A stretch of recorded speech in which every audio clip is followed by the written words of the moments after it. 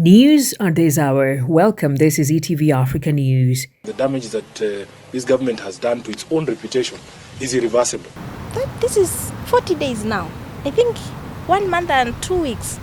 Yes, hatujai muona. Tunapinga mauaji ambayo yametokea Nairobi. Kama mwili yake kwa hapa atupe mwili, we have a closure of this because it's been a long time. We've been going through a lot of pain. Tumemtafuta, tumeenda kila polisi sote, hawako kwa polisi. Yaani tumehangaika. Sasa mimi nalilia haki. Kwani haki hakuna Kenya? Nairobi Senator Edwin Sifuna has accused the Nairobi City mortuary of colluding with criminal elements to conceal the bodies of abducted and murdered Kenyans, sparking outrage and calls for urgent investigations into the facility's operations.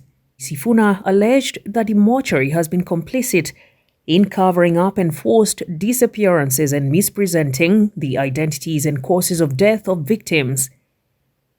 He claimed that some bodies of individuals who were reported missing have surfaced at the city mortuary under false names or undocumented circumstances.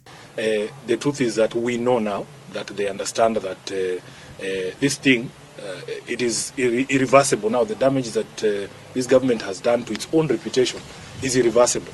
The senator's remarks come in the wake of growing concerns over the handling of bodies at the mortuary, with families of victims of police brutality and extrajudicial killings accusing the facility of failing to provide accurate records. Kufikia sasa, mkiangalia huku kote kumefungwa.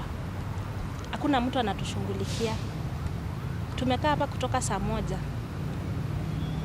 Na tukijaribu kuuliza tunaulizwa kwa nini tulikuja. Sijui mara wanashughulika wanatoa mili, sijui wakiangalia one by one. Sasa tunauliza swali. Zile mili zenye zinaletwa hapa, sisi nachukuliwanga fingerprint. Na sikishachukuliwa sisi naonyeshanga hii mwili inafaa kuwa ya mtu fulani, inafaa kuwa ya mtu fulani.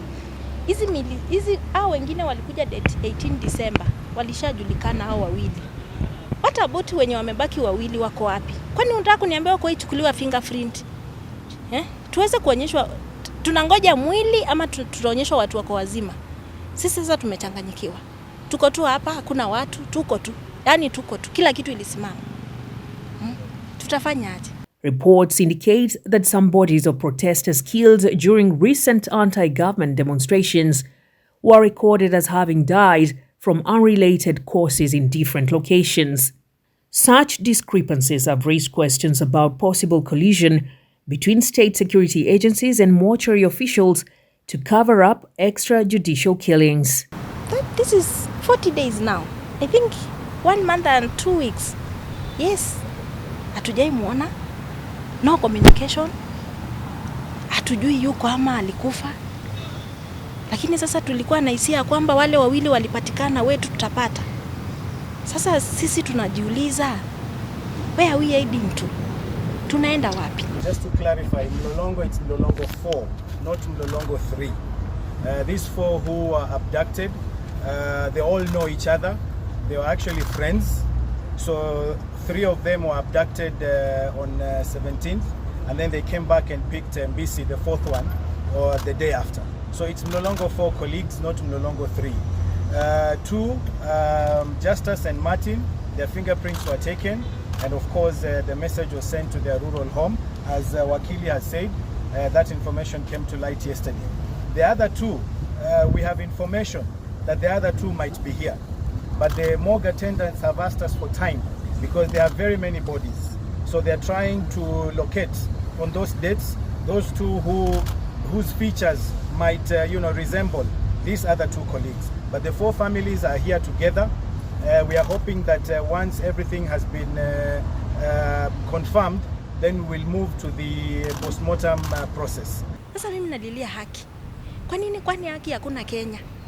Hii kadri haina haki. Mama, hebu imagine sisi tunatoka Machakos all the way mpaka Nairobi kila siku. Kazi zetu zote zilisimama. Tunatafuta mpendwa wetu. Hatujai mpata. Tutafanya nini? Tutaelekea wapi? Kama watu wawili walipatikana city mortuary, hao wengine wawili wako wapi? Wako hai? Kama wako hai situambiwe basi. Mbona tunasungushwa hivi? Civil society groups and human rights organizations have joined in condemning the allegations, calling for an independent audit of the facility's records and operations. The Kenya National Commission of Human Rights has demanded accountability from City Mortuary and urged authorities to take immediate action against those involved in the alleged malpractice. We have made killings and disappearances too normal in this country. Every other day there is a report of a disappearance. Even as we are here, there is a family that has reported to us that they are looking for their father who went missing on Tuesday this week. We are still, searching. But we are asking Kenyans to speak up, to raise their voices so that we can end this practice of extrajudicial killings and enforced disappearances in our country.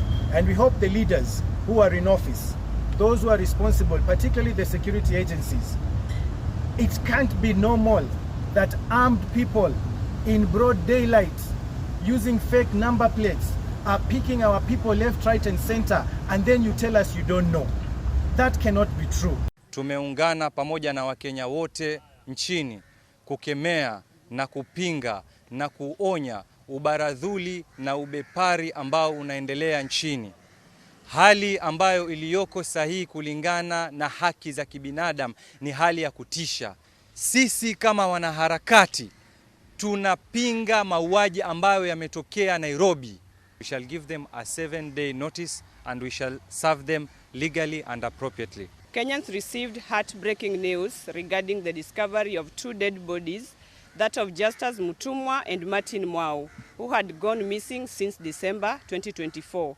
In response, Nairobi County health officials who oversee the mortuary have denied the allegations, insisting that the facility operates within the law.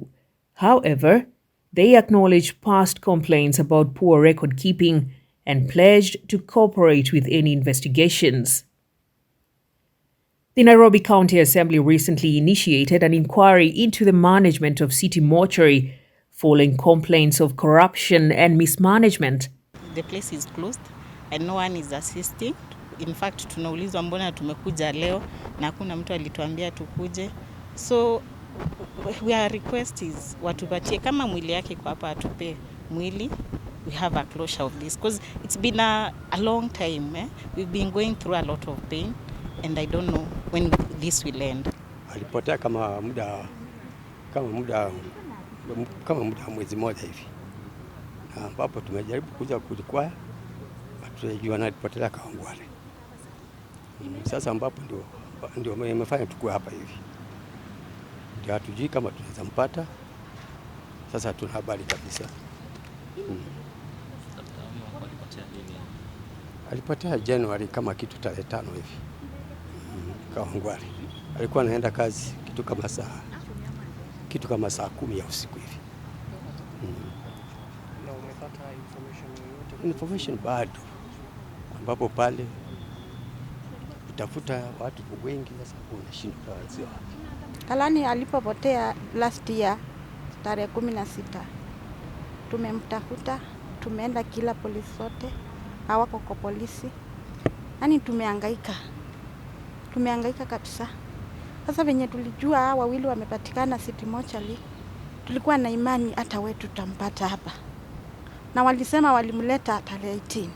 Tumekuwa tukikuja hapa, tunaambiwa hakuna mwili imekuja hapa. Hata tunashindwa ni nini inaendelea Kenya. Tuna imani kama basi hatutampata hapa Akoai, tutamuona. Now, as investigations unfold, families of missing persons and victims of extrajudicial killings continue to demand justice, calling on the government to ensure transparency in the handling of bodies at City Mortuary. Their story remains a developing issue as stakeholders push for answers and accountability in what could be a deep-rooted scandal at the city's largest public mortuary. ETV Africa News, I'm Wanjiro Maina.